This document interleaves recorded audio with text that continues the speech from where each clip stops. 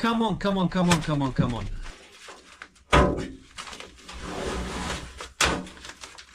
Come on, got it. Okay, that's it, friends. It's basically orange, colorful, cool somewhere. I'm telling you this firsthand,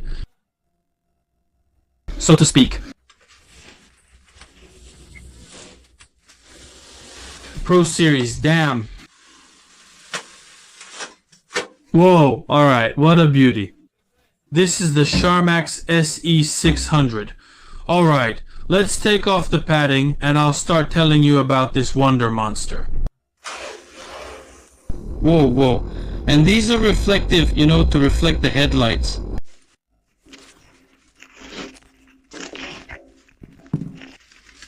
Beauty.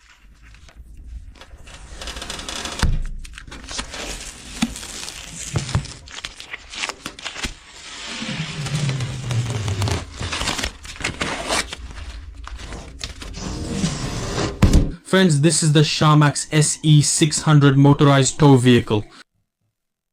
It doesn't have a reverse gearbox, it's a limited edition, has 23 horsepower and the track width is 60. 60! That's why it's called 600. There, that's what a beauty it is. I just brought it in just now, starting to get it ready, checking out the new features, looking things over, but I'll tell you more about them later. There are some new features. Well, it's interesting, and as they say, it's scary and interesting at the same time. That's how it is. Sharmax SE 600. The engine here is Sharmax's own, with a 2-year warranty. The steering system design is the same as in the previous Motor Dog. It suits me. So it's easy to tilt it and do everything conveniently. It's wider. Now the track is 60 millimeters with this kind of grip.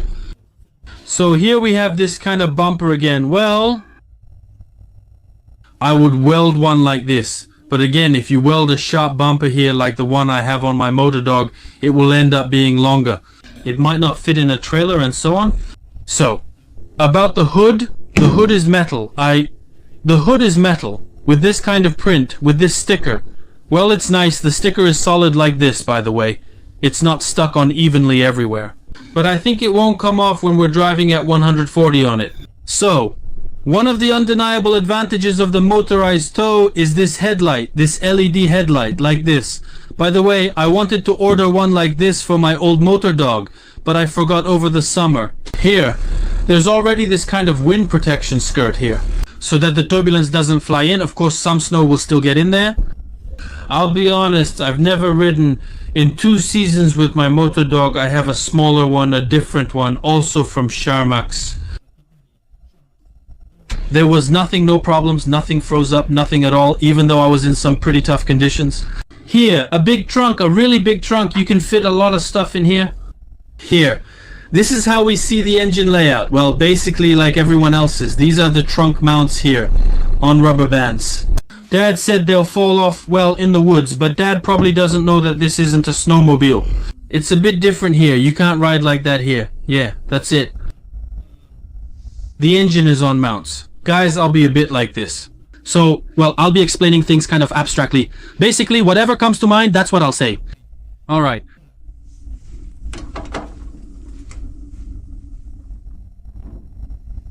The rollers are already interesting. Well, okay, hold on. So, what else? Let's inspect it now. Okay, the chain. The chain is reinforced. The chain is reinforced. We need to... Well, it's lubricated actually. Yeah, it's lubricated. But it still needs to be lubricated again. Here. The chain guard is here. We have the chain guard here. That's good. That's right. The chain tensioner. Everything is fine. Let's open it up and see how the trunk opens, guys. Oh, everything is easy and simple. I haven't prepared it yet. Here we have this kind of internal space in the Motosobaka. Here. There's a box for the battery here. Well, you know, it's got an electric starter. Here it is, the starter itself, and the light rectifier. Everything is already ready, so for this money you get everything included. Here we see the output for the battery. I connected the battery here when I started it for the first time. Here we have all sorts of bolts. I put in the spark plug. I started to start it when, well, I'm telling the whole truth as it is. The spark plug was flooded. I even got worried. So we have a spark plug wrench and some tools here. The box is quite interesting, sturdy, with wire outputs. Well, I think it's all good. There are these little spaces everywhere, so the wiring in the corrugation doesn't rattle too much. Well, it's done more or less. Okay, so let me explain again, friends. I'm not praising this machine blindly. It's just that I have the same kind of motorized tow, only this one has 23 horsepower and mine has 20. Enduro? There you go. So that's how it is. Here's the Variator. The Variator here is a Safari, and it's proven to be reliable. The belt costs, let's see what kind of belt we have here. The belt,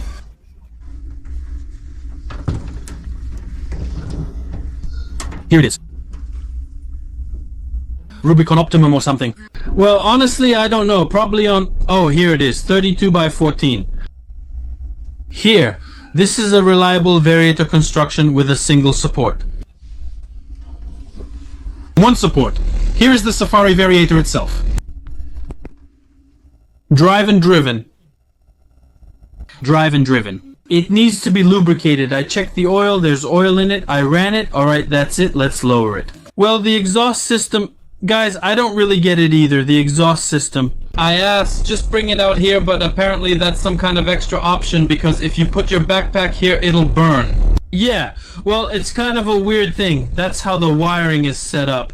Male, female, everything's accounted for, everything's great. I mean, everything's cool. I have another comment. At the factory, when you're assembling, anyone there, assemblers or whoever? Well, basically the Variator plates were all covered in this kind of grease. Here it is, and at first the motor dog didn't even move. It was slipping. You know how it goes, right? Here, the tank cap is just like this, a regular one. I poured in some 95 octane here. Well, I just had some 95 left over from the all-terrain vehicle, so that's basically it. That's how everything is done. Now we're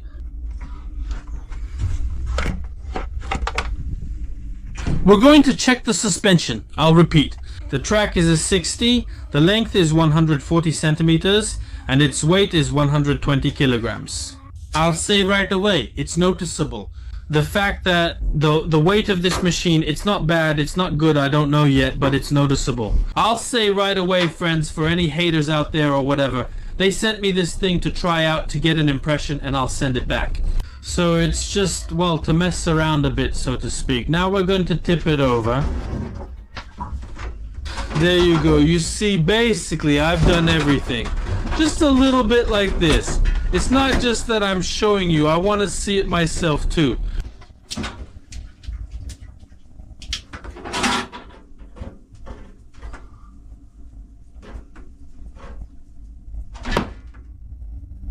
Just like that, that's it. There, we've turned it over. We have carts, and rollers like these. The rollers aren't wide.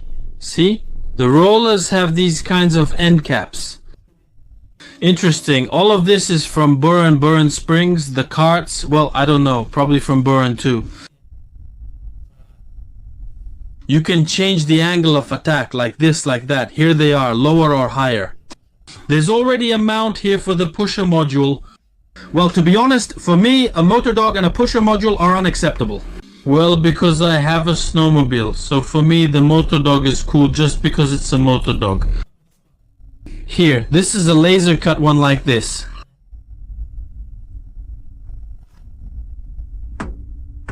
Frame. It's made a bit more interesting. I think the ice will be easier to break here. The track, well, that's basically it. That's how it is. Friends, right now we can't go out with you because there's no snow yet, but we will definitely go out with you. This is how it's attached, you see. This thing here, I don't know what it's called. Well, the running gear. Yeah, the running gear, you see. I tightened everything, checked everything. The only thing I really didn't like, and I'm telling the truth, is this thing here. This one. Plastic. It's on rivets. This plastic, what's it called? Well, maybe a mud guard, or whatever you call it. It got caught here while I was backing up. Snow can get in, but I was just reversing when it twisted and bent like this, and I couldn't fix it. It's not rubber. I mean, for whoever's gonna buy it, I would just drill this out and put my own rubber ones. Any rubber you want, just put it on. That's my advice, so you won't struggle. Although I haven't used it yet, these are just my assumptions. We'll see. Look, this coupling device is already like this. Well, I'm afraid this part might break, but this thing is sturdy, so it's not like it used to be. There used to be something inconvenient here, but that's how it is. The wiring is done in an interesting way. Look, let me show you something. The cable. Here's our current kill switch. It's either a button like this or this device, which we attach to our clothes. And let's go. Here are the controls. Just the usual ones, like on motor sleds. Handles, a trigger. The throttle, Tiger style. Yes, Tiger style, like on a Buren. During transport, it got a bit scuffed up here. That's not very good. You have to take things like that into account too. Well, friends, we'll be riding it. We'll be checking it out. Stay tuned to the channel. That's the kind of motor sled it is. I like it. It's waiting for its turn. Here you go. It pulls well, as expected. I only rode it on the ground for now, but you can feel the power. That's it. Let's wait.